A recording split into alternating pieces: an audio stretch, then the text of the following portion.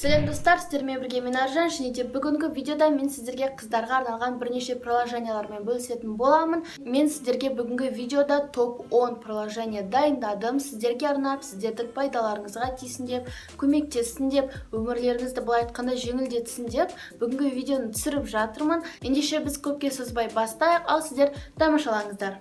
Pinterest. Бұл приложение шабыт беретін орын, себебі шынымен де әртүрлі жағдайлардағы идеялар өте көп. Әртүрлі бағытта вдохновение таба аласыздар. Мысалы, таңғы асқа бірнеше идеялар, үйдің декорына түрлі идеялар да бар. Сонымен қатар аутфиттердің де түр-түрін таба аласыздар. Кез келген тақырыпта идеялар бар. Ұнаған пиндерді өзіңізге сақтап қоя аласыздар. Ыңғайлырақ болу үшін пиндерді топтарға бөліп қойсаңыз тіптім керемет. Сосын керек кезде оларды қолданасыздар. Жалпы айтқанда өте керемет шабыттандыратын приложение. Жүктесеңіздер өкінбейсіздер.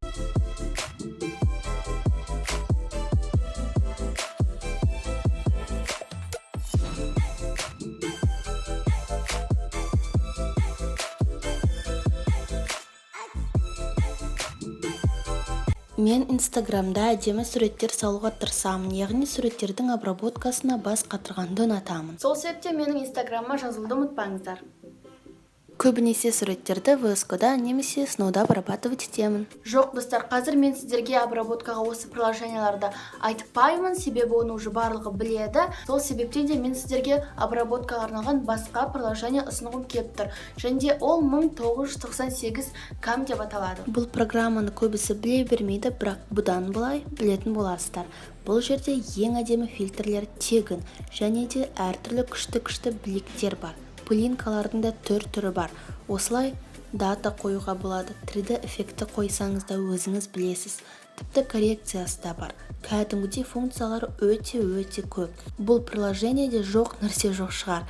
Егер сіз винтажды суреттерді жақсы көрсеңіз, сізге міндетті түрде осы программаны жүктеу керек деп ойлаймын. Ендігісі продуктивті болуға көмектеседі. Бұл приложениеде сіз күніңізді, уақытыңызды жоспарлайсыз. Яғни мысалға бір күнге жоспарларыңызды енгізесіз. Тіпті маңыздылығы бойынша түсін таңдап қоя аласыз. Кейін бір жоспар орындалса, қанша пайызы орындалғаны көрінеді. Бәрі орындалса әрине 100% деп тұрады.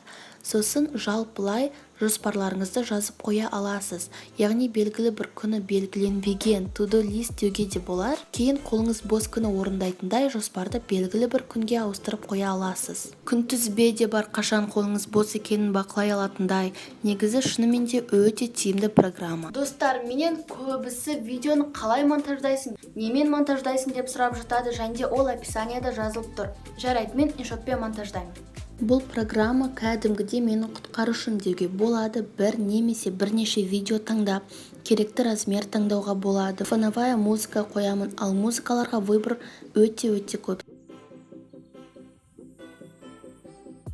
Стикерде немесе суретте қоя аламын. Керек болса текст жазып, оны жақсылап тұрып редактировать етуге болады. Тіпті фильтрлерге пресеттер де бар, және де регулировкада жасауға болады. Артық жерін алу үшін видеоны екіге бөліп, бірден қысқарту арқылы артық жерлерден құтыламын. Видеоны байқамай удалить кейін қайтадан қайтаруға болады. Дауысын ұлғайтып, жылдамдықты да туырлауға болады. Тағы да бір артықшылығы водяной знакты алып тастауға болады. Ал басқа программаларда бұндай белгіден құтылу үшін Pro версия керек. Сол себептен де видео монтаждауға именно InShotты таңдадым. Функциясы өте көп.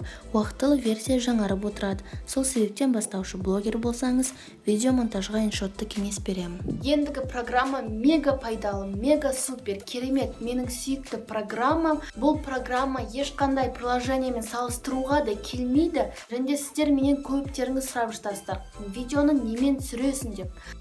Ендеше мен жауап берейін. Камерада түсіремін. Өте күшті программа. Суретке түсіресің бе, видеоға түсіресің бе, селфи жасайсың ба? Бәрін жасауға болады. Үлкейтіп, фильтрлерінде түр-түрі бар. Барлықтарыңызға кеңес беремін. Әзіл ғой? Бұл прикол, видеодағы приложениялар слишком простой, барлығы білет деген адамдарға арналады. Я, достар, негізінде 5-ші орында камера деген программа емес, оның орында басқа приложение, және ол Pixar деп аталады. Бұл приложениені барлығымыз білсек те айтпасам болмады. Себебі осы жерде мен видеоға обложкалар жасаймын. Өте көп функциялы приложение. Подробно айтуға керек емес деп ойлаймын, сол себептен басқа программаға көшейік. Келесі приложение стаканчик деп аталады. Бұл жерден керек тақырыпқа байланысты мағлұмат таба аласыздар. Тақырып болғанда да өмірге, психологияға, мотивацияға, өнерге байланысты мәліметтер өте көп. Қызықты әрі пайдалы мақалаларды оқып, уақытыңызды пайдалы өткізесіз. Өмірге деген көзіңіз ашылады. Былай айтқанда, бұл приложение әртүрлі кітаптардың орнын баса алады. 7-ші программа 7 минут деп аталады. Достар. Бұл фитнес приложение арықтауға және де форманы қалыпта сақтауға көмектеседі. Неге 7 минут деп аталады десеңіз, себебі бұл программадағы жаттығулар бар болғаны 7 минут уақыт алады. Сізге не істеу керек екені анимациямен көрсетіледі. Диктор түсіндіріп отырады, ал музыканы өзіңіз таңдап қоя аласыздар. Тек бір емес, бірнеше тренировкалар бар. Өзіңізге керегін таңдап жасайсыздар. Және де қанша калория кетіргеніңізді де көрсетіп тұрады. Арықтағыңыз келсе, бұл приложение сізге көмектесетініне мен сенімдімін. Сонымен достар, дұрыс тамақтануға арналған тағы да бір приложение Fat Secret деп аталады. Бұл жерде сіз күнделікті жеген ішкен нәрсеңізді жазып, енгізіп отырасыздар. Сол арқылы оның калориясы есептеліп отырады. Сол арқылы сіз күнделікті норма калорияңызды бақылап отырасыздар. Және бұл жерде басқа адамдардың да не жеп атқанын көре аласыздар. Олар суреттер салып отырады күнделікті, сізге мотивация береді, сіз де салып отыра аласыздар суреттерді. Келесі программа өте ерекше, қызықты таймер деуге болады. Plenty деп аталатын приложение сіздің уақытыңызды тиімді пайдалануға септігін тигізеді. Осылай таймер қойып, жұмыстарыңызды жасай бересіздер. Сол арқылы программа сізді марапаттап отырады. Және де күнделікті статистиканы бақылап отыра аласыз. Күнделікті осы приложениедегі таймерді қолдану арқылы түрлі өсімдіктерді өсіресіз. В общем, кеңес беремін. Ең соңғы приложение видеоға эдит, тіпті монтаж жасауға арналған. Ол видеолип деп аталады. Бұл программаның ерекшеліктері текстегі анимация, эффекттер, және де күшті фильтрлер, күшті эффекттер.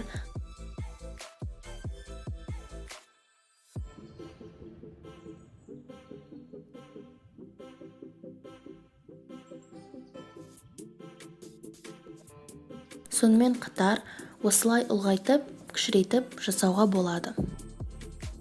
Сонымен достар, топ 10 приложениялар бітті. Видеода соңына таяды деп айтпас бұрын. Сонымен достар, сіздерге тағы да бір приложение айтқым кеп тұр. Ну что, онда тұрған ештеңе жоқ. Жай ғана сіздерге бонус ретінде бұл айтқанда, себебі бұл приложениені айтпасам болмады.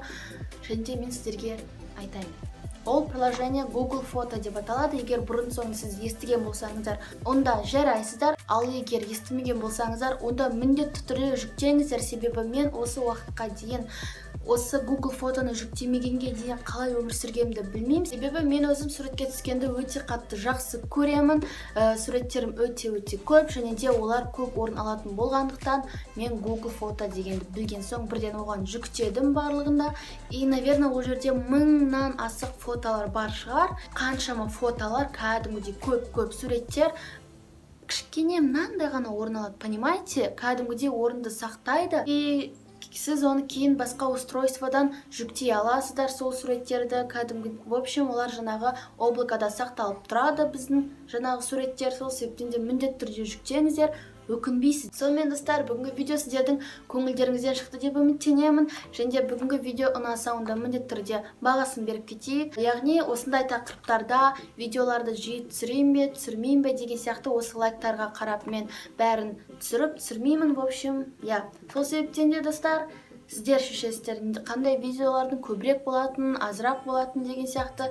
Ендеше достар, келесі видеоларда кездескенше, алда әлі талай бірге өсіп, өніп жетілетін боламыз. Алда күшті контенттер күтіп тұр. Сол себептен егер менің арнама жазылмаған болсаңыздар, онда міндетті түрде тіркеліп кетеміз. Ендеше достар, келесі видеоларда кездескенше.